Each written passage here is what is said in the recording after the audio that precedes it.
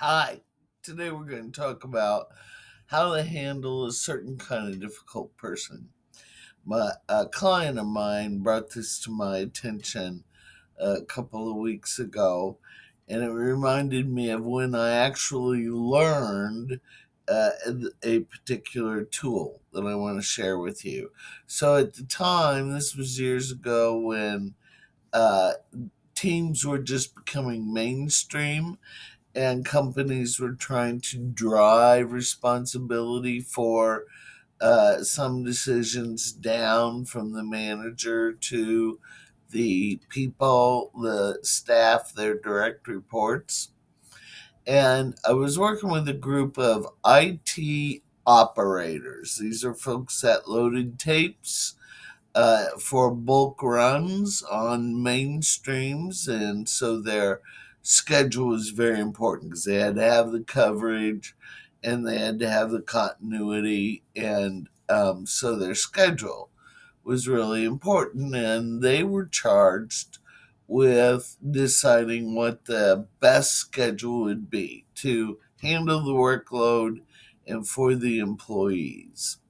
So we everybody on the team members, were telling me how Max, a particular guy, was not going to cooperate. He's not going to agree. Won't work weekends because it interferes with church. He's senior enough now that he can work Monday through Friday, 8 to 5, and we just know he's not going to go along with it. It's going to make this impossible.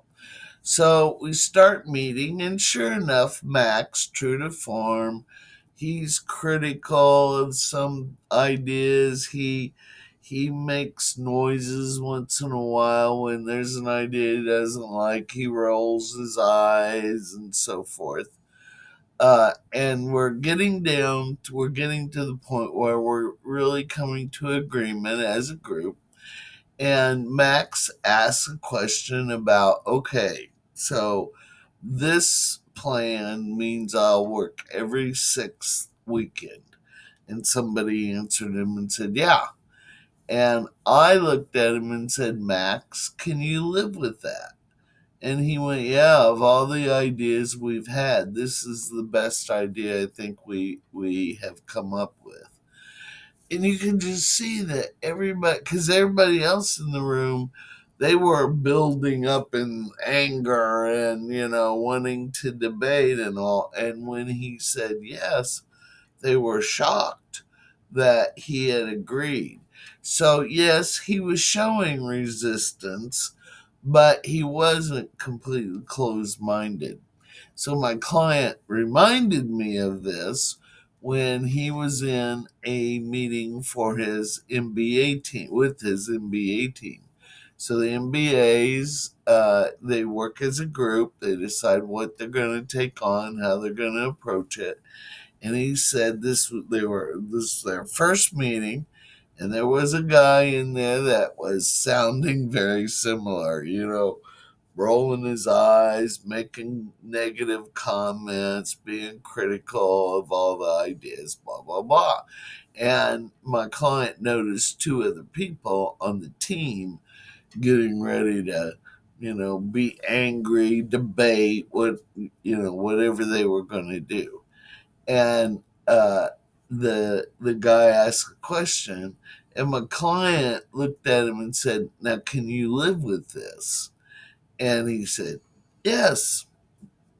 So the other two on the team that were getting angry and all of that, there was no need, because there was a way to work through this. So, specifically, what I learned in a lot of situations like this is, don't ask for agreement. Don't say, does everybody like this or does everybody agree?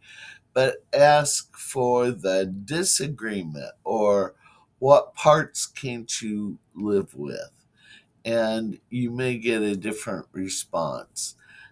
There's lots of other tools out there, but I hope you remember this one at a time when you need it. Good luck.